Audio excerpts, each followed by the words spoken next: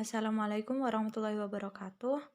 Perkenalkan nama saya Risnaini Amalia dari program studi S1 Ilmu Gizi ITKM Widya Cipta Husada Malang.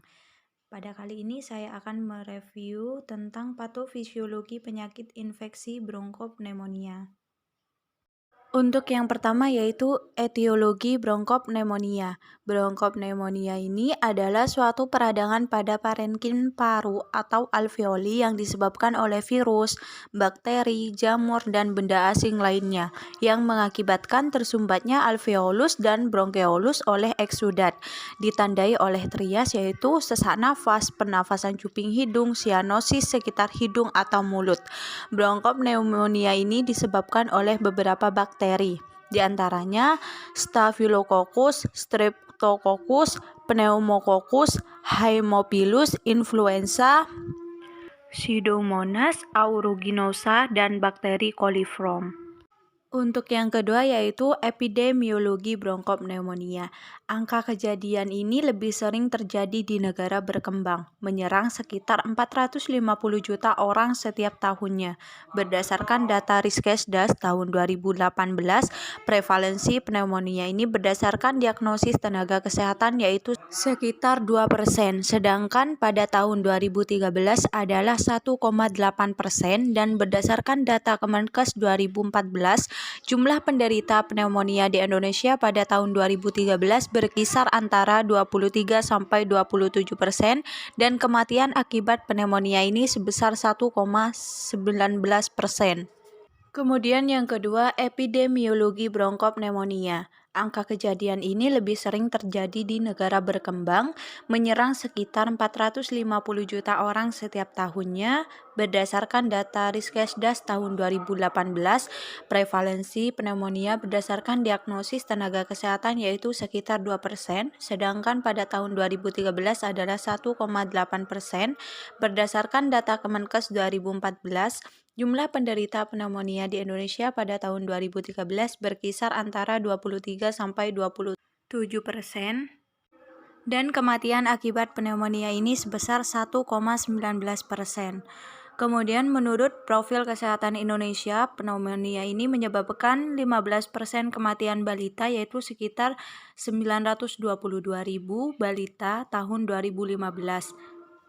Dari tahun 2015 sampai 2018, kasus pneumonia ini yang terkonfirmasi pada anak-anak di bawah 5 tahun meningkat sekitar 500.000 per tahun. Tercatat mencapai 505.331 pasien dengan 425 pasien meninggal. Ini mengenai gejala dan tanda umum dari bronkopneumonia. Yang pertama, biasanya bronkopneumonia ini ditandai dengan terjadinya infeksi saluran pernapasan atas selama beberapa hari. Kemudian penderita mengalami kenaikan suhu badan yakni 39 derajat Celcius sampai 40 derajat Celcius, disertai dengan cuping hidung dan keadaan di mulut sekitarnya itu terlihat pucat, kemudian diikuti dengan terjadinya kejang, munculnya rasa gelisah, kemudian pernapasan berubah menjadi secara cepat, perubahan bunyi nafas, kemudian diikuti dengan batuk yang mula-mula batuk kering menjadi batuk produktif, kadang juga disertai dengan muntah dan diare. Kemudian penderita bronkopneumonia ini biasanya mengalami penurunan kesadaran, kemudian serangan akut hingga sakit kepala, malaise, dan nyeri abdomen. Mengenai diagnosis medis dari bronkopneumonia. Pada pasien yang didiagnosa mengidap bronkopneumonia ditegakkan berdasarkan anamnesis, yaitu didapatkan dari keluhan sesak nafas yang terjadi sejak 2 hari sebelumnya, yang tidak disebabkan oleh perubahan cuaca, kemudian aktivitas dan polusi. Tidak disertai dengan bunyi nafas yang berbeda ataupun yang sering kita sebut mengi. Keluhan ini baru pertama kali terlihat ketika bibir mulai terlihat kebiruan pada 10 hari sebelum sesak. Pasien pilek dan batuk berdahak yang sulit dikeluarkan, tidak disertai keringat malam dan bersifat terus-menerus. Keluhan disertai demam tinggi yang timbul mendadak dan dirasa naik turun, tidak menggigil dan tidak kejam. Untuk mengetahui pasien terkonfirmasi bronkopneumonia biasanya dilakukan pemeriksaan penunjang, diantaranya seperti foto toraks, laboratorium rutin, DPL, hitung jenis, LED, glukosa darah, dan lain-lain. Kemudian pewarnaan garam sepuntum, kultur darah, dan pemeriksaan serologi, serta pemeriksaan antigen, sehingga pasien dapat mengetahui apakah pasien terkonfirmasi mengidap bronkopneumonia. Selanjutnya mengenai prognosis ataupun perjalanan dari penyakit bronkopneumonia. Pneumonococcus masuk ke dalam paru melalui jalan nafas secara percikan droplet, kemudian diikuti dengan terjadinya proses radang pneumonia, dapat dibagi menjadi 4 stadium, yaitu yang pertama stadium awal terjadinya ataupun stadium Koch-Gesti, terjadinya yaitu seperti kapiler melebar dan kongesti, serta di dalam alveolus terdapat eksudat jernih, bakteri dalam jumlah banyak dan beberapa neutrofil dan makrofag. Kemudian pada stadium 2, lobus dan lobulus yang terkena menjadi padat dan tidak mengandung udara. Warna menjadi merah dan pada perabaan seperti hepar, dalam alveolus didapatkan fibrin, leukosit, neutrofil, eksudat, dan banyak sekali eritrosit, dan kuman stadium ini langsung sangat pendek.